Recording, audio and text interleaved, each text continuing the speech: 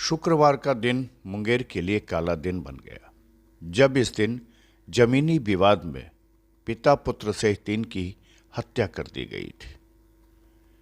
जमीनी विवाद में हुए हत्याकांड को लेकर आज भी कई परिवार दहशत के साये में जीने को मजबूर है, तो कई परिवार फरार है। मुंगेर की इस घटना ने पुलिस की कार्यशैली पर कई सवालिया निशान खड़े कर दिए थे। तो वहीं एक तरफ हत्याकांड का आरोपी सेना का जवान पैरोल पर हाथों में हथकड़ी लगाए पिता और भाई के श्राद्ध कर्म कर रहा है, वहीं दूसरे पक्ष के कई लोग घटना के बाद से अब तक फरार हैं। पैरोल पर पिता और भाई का श्राद्ध कर्म कर रहे सेना के जवान कह रहा है कि वह निर्दोष है, उसे न्याय चाहिए। आपको खुलासा ने दिखाया था कि घटना के बाद सेना के जवान को जब हाजत में बंद कर दिया गया था तो उसने वीडियो जारी कर देश के प्रधानमंत्री, रक्षा मंत्री, गृह मंत्री, मुख्यमंत्री से न्याय की गुहार लगाई थी। हाथों में हथकड़ी डाले अपने पिता और भाई के श्राद्ध कर्म कर रहा यह भारतीय सेना का जवान चंदन कुमार है। मुंगेर के सदर अनुमंडल के कासिम बाजार थाना क्षेत्र के करबला में जमीनी विवाद में अपने पिता भाई को खो चुके चंदन पर एक दूसरे पक्ष के युवक की हत्या का आरोप है।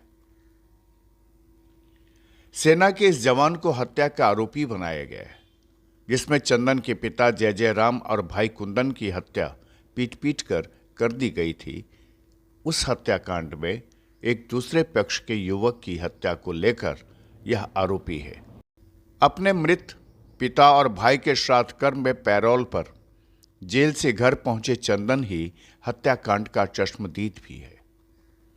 चंदन कहता है कि जिस वक्त उनके घर पर पिता की हत्या के बाद भाई की पिटाई की जा रही थी, वो डीएम रचना पाटिल के आवास पर अपने परिजनों की सुरक्षा का गुहार लगा रहे थे और उसी वक्त पुलिस वहां पहुंची थी और सुरक्षा का भरोसा देते हुए उनको अपने साथ ले लिया और उनको मुफस्सिल थाना पहुंचा दिया, जहां सुबह अखबारों से उनको जानकारी मिली कि दूसरे पक्ष के सागर नाम के एक युवक की हत्या के जुर्म में उन्हें गिरफ्तार कर लिया गया। चंदन आप बीती सुनाते हैं। श्राद्ध कर्म के दौरान चंदन ने जो आप बीती सुनाया, उससे आप भी हैरान हो जाएंगे। सेना के ये जवान चंदन कहते हैं कि उनके मामा द्वारा कुंदन महतो नामक एक गुंडे को रंगदारी की मांग पूरी नहीं की जा रही थी, जिस कारण कुंदन महतो इनके परिवार से दुश्मनी कर रहा था। कुंदन महतो का साला रंजीत एक अन्य मामले को लेकर इनके पिता और भाई से दुश्मनी रखता था। घटना के करीब 15 दिन पहले चंदन भी सेना से छुट्टी लेकर अपने घर पहुंचे थे। इसकी भी जानकारी विरोधी पक्ष को हो गई थी। घटना के वक्त भी अपराधी चंदन को ही खोजते हुए आए थे और मारपीट इनके घर वालों के साथ शुरू कर दिया था। चंदन के पिता और भाई सहित अन्य परिजनों ने भीड़ पर पथराव कर इनको मुक्त कराया था। उसके बाद ये घर आए, जहां से विरोधियों ने इनके घर पर हमला कर दिया। ये चंदन कहते हैं कि इनके पिता को खींचकर इनके घर से बाहर ले जाया गया और उन पर हमला करके उनकी हत्या कर दी गई। फिर भाई की पीट कर हत्या कर दी गई। ये बचा कर डीएम कोठी पहुंचे थे। पहले तो एसपी की कोठी गए, जहां एसपी से उनकी बात नहीं सुनी गई, तो फिर ये डीएम के यहाँ पहुंचे, अपनी गुहार लगाई और तभी परिजनों द्वारा इनको सूचना दी गई थी कि हमलावर इनके घर में घुसकर इनके छोटे भाई कुंदन की पीट कर हत्या कर चुके। इसके बाद ही पुलिस ने इनको भरोसा देकर कस्टडी में ले लिया था और अलग अलग थाना घुमाते हुए इन्हें मुफस्सिल थाना पहुंचा दिया था, जहां से इन्होंने अपने कमांडिंग अफसर, देश के प्रधानमंत्री, देश के रक्षा मंत्री, बिहार के मुख्यमंत्री से वीडियो जारी कर अपील करते हुए कहा था कि उनके परिवार को समूल नष्ट करने की कोशिश की जा रही है।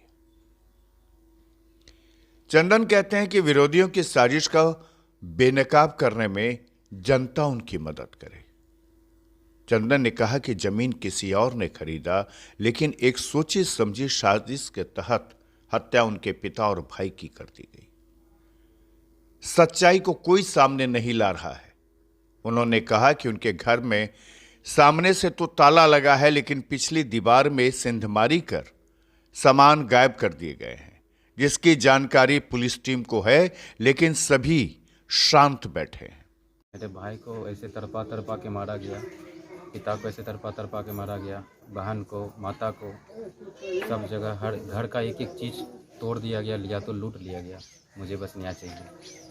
क्या इतनी बड़ी घटना का अंदाज़ा मुझे नहीं थी। छोटा सा मामूली सा झगड़ा दोपहर में हुआ था। मैं प्रशासन के पास गया, वो कहीं और गए। मुझे ख़त्म ही, मेरे परिवार को पूरा ख़त्म ही करने के लिए, सिर्फ जाति के नाम पे, जातीय विवाद के नाम पे। मैंने हत्या नहीं की है। मैं फिर से कहना चाहता हूँ, अगर मैंने अपने वीडियो में भी कहा है कि मैंने हत्या नहीं की, अगर मैंने हत्या की है, एक सैनिक होने के नाते आप मुझे जहाँ बीच चौराहे पे लटकाना चाहे लटका दीजिए। कारण बस जातीय विवाद है। वो उनसे मेरी पुरानी रंजिश थी, मेरे पिता से। वैसे भी कोई खड़ा इतना पुराना रंजिश नहीं था।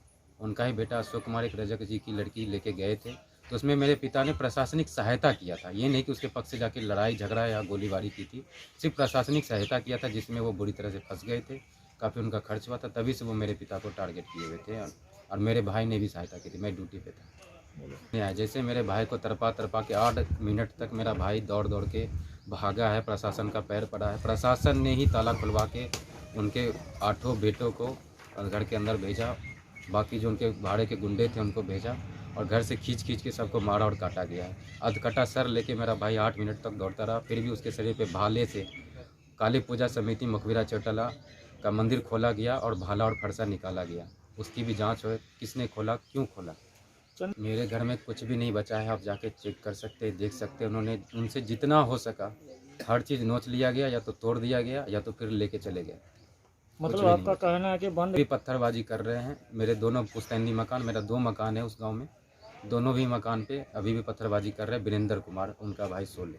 न्याय फांसी के अलावा जितने भी लोग इस कांड में मौजूद थे, उनका सहायता किया है, वो बहुत पैसे वाले हो या कोई हो, जितना को खरीदना है खरीद ले, लेकिन मुझे न्याय चाहिए। मुंगेर की जनता मेरा साथ दे। मैं एक सैनिक होने के नाते कहता हूँ, मैंने हत्या नहीं की है। इतना बड़ा कांड हो गया, फिर भी मुंगेर की जनता बिल्कुल चुप है। कोई सहायता नहीं, कोई सांसद, कोई मंत्री, सुशासन बाबू के समय में इतना बड़ा कांड हो गया, फिर भी कोई सहायता नहीं। किसी ने भी मेरे परिवार से मिलना तो दूर की, एक फ़ोन तक करना ज़रूरी नहीं समझा। तो उसकी तरह की कहीं आपने सोचा है? बिल्कुल बिल्कुल। क्या वो आप चाहिए।